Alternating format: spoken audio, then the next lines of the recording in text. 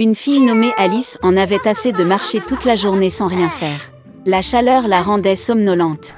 Soudain, elle remarqua le lapin blanc, qui était pressé quelque part. Il semblait étrange à la fille qu'il se parle à lui-même et qu'il continue de regarder sa montre. Brûlant de curiosité, Alice se précipita sur le lapin, et sans hésitation sauta derrière lui dans le trou.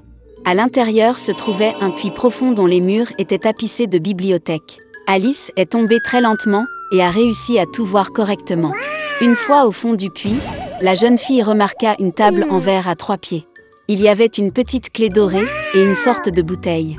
Alice a essayé d'ouvrir la porte avec la clé, mais elle était trop petite. Regardant autour d'elle, elle vit une petite porte. Pour l'ouvrir et se retrouver dans un magnifique jardin, Alice a dû boire dans une bouteille sur la table. Après avoir pris quelques gorgées, sa taille a commencé à diminuer. La fille rétrécit si vite qu'elle n'eut pas le temps de prendre la clé de la table. Puis, elle vit une tarte magique sur le sol. Dès qu'Alice a pris une bouchée, elle a commencé à grandir rapidement vers le haut. La fille a tellement grandi qu'elle ne pouvait plus franchir la porte chérie. Alice se mit à pleurer tellement que bientôt une énorme flaque d'eau se forma près d'elle. À ce moment-là, elle remarqua le lapin blanc. La fille l'a appelé, mais il était pressé et, effrayé, a laissé tomber ses gants et son éventail. Alice les ramassa et vit comment elle commençait à rétrécir. La raison était un fan magique. Alice est tombée dans une mare de ses propres larmes. Lorsqu'elle a été jetée à terre, la fille a de nouveau remarqué le lapin. Il a confondu Alice avec sa femme de chambre et a ordonné de rentrer immédiatement à la maison pour de nouveaux gants et un ventilateur. La fille a couru pour exécuter l'ordre. Chez le lapin, elle n'a pas pu résister à la curiosité et a bu du liquide dans une bouteille. Cela a conduit au fait qu'Alice a pris des proportions gigantesques et a rapidement rempli toute la maison. Elle n'a pu rétrécir que grâce aux tartes. Ayant retrouvé ses dimensions précédentes, la fille s'est enfuie. Bientôt, elle vit un énorme champignon sur lequel était assise une grosse chenille bleue. Alice se plaignit de ces changements constants de taille.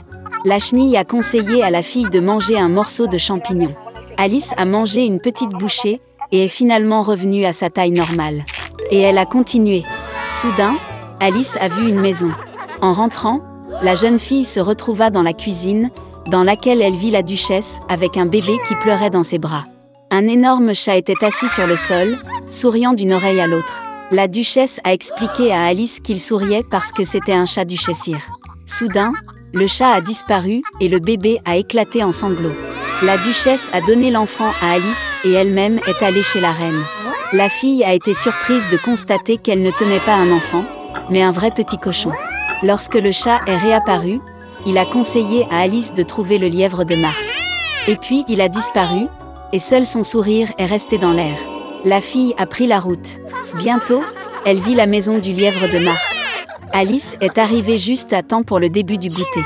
La table était immense, mais seul le lièvre de Mars, le chapelier fou et la souris Sonia y étaient assis.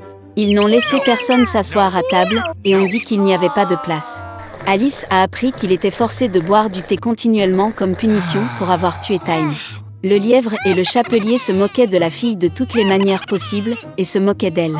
Incapable de tolérer une telle impolitesse, elle se leva silencieusement et partit. Bientôt, Alice se retrouva dans un magnifique jardin. Elle remarqua des jardiniers qui ressemblaient à des cartes à jouer. Ils ont teint les roses blanches en rouge. La fille en a été très surprise. Elle a appris que leur reine aimait les roses rouges et que seules les blanches poussaient. La reine exécuta ses serviteurs pour la moindre offense. Les jardiniers ont dit qu'elle jugeait le serviteur qui avait volé les biscuits en ce moment. Alice était très intéressée et elle est allée au tribunal. Là, elle a vu le lièvre de Mars et le chapelier fou témoigner. Quand ils eurent fini, la reine convoqua soudain Alice pour l'interroger.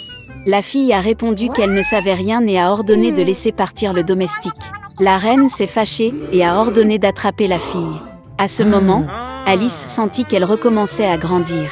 La fille se rendit compte que ce n'était que des cartes et elle n'en avait pas peur. Et à ce moment précis, la magie a disparu. Alice s'est réveillée dans la même clairière où elle a vu le lapin blanc pour la première fois. Il y avait un paysage familier autour, des sons familiers ont été entendus. Ce n'était donc qu'un rêve, pensa Alice. Il était une fois une fille. Et elle avait des cheveux si beaux et si longs que tous ceux qui la voyaient ne pouvaient pas quitter les yeux. Les brins étaient si légers, juste dorés. Par conséquent, ils l'ont appelée Boucle d'or. Pour toute sa beauté, c'était une petite fille très coquine. Maman lui a toujours permis de marcher dans la cour, mais lui a ordonné de ne pas aller dans les bois derrière leur maison. Boucle d'or était très intéressée de savoir ce qu'il y avait dans cette forêt. Et ainsi, alors que la mère n'a pas vu, elle a en quelque sorte quitté la maison dans la forêt. La fille a longtemps marché dans la forêt. Soit il trouve une baie, puis regarde une belle fleur, puis écoute le chant des oiseaux. Alors elle s'est perdue dans la forêt. Et soudain, elle a vu une maison inhabituelle dans une clairière. Boucle d'or s'approcha de lui doucement. Je me suis promenée, mais je n'ai vu personne. Elle a frappé à la porte, mais personne n'a répondu. Puis, elle frappa plus fort et la porte s'ouvrit. Boucle d'or entra prudemment. 3 ours vivaient dans cette maison.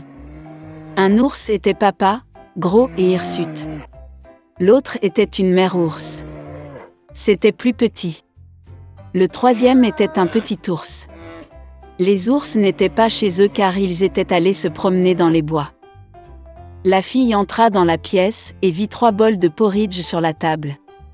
Le premier bol, le plus gros, était le papa ours. Le 2e bol, le plus petit, était la mère ours, et le 3e, le plus petit, était l'ourson. Près de chaque bol, posait une cuillère, grande, moyenne et petite.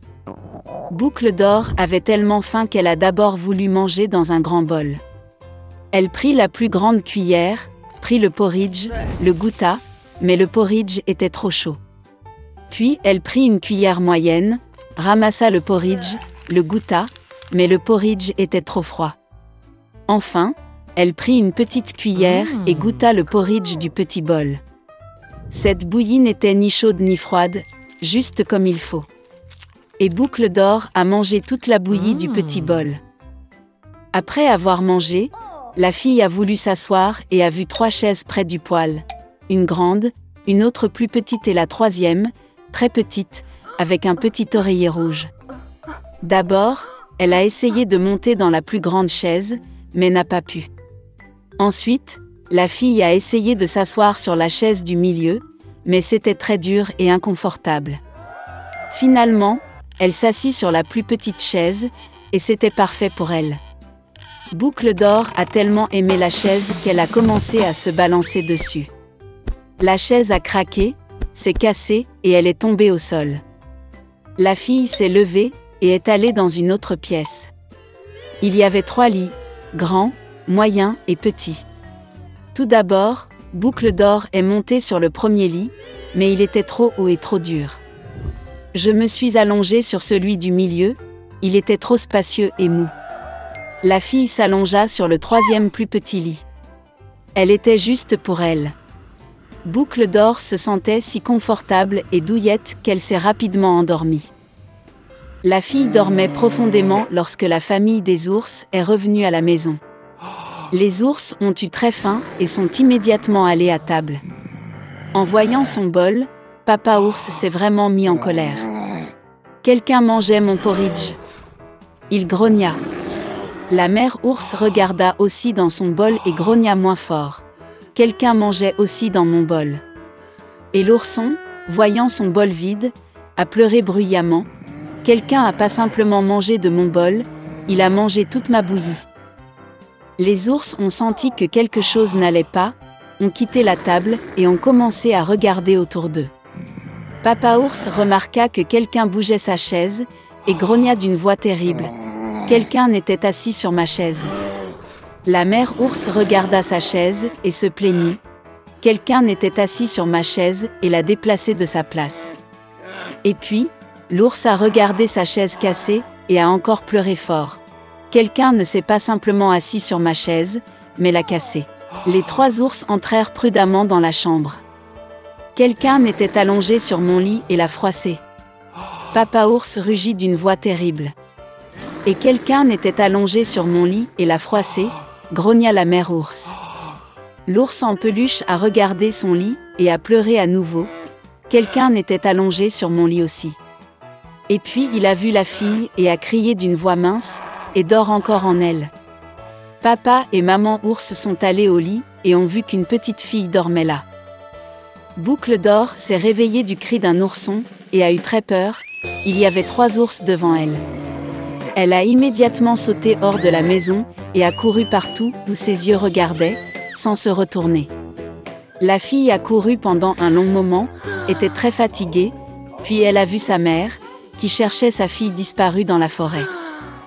Depuis, Boucle d'or a toujours écouté sa mère, et n'a rien fait sans sa permission. Elle est devenue une fille très obéissante, gentille et gentille.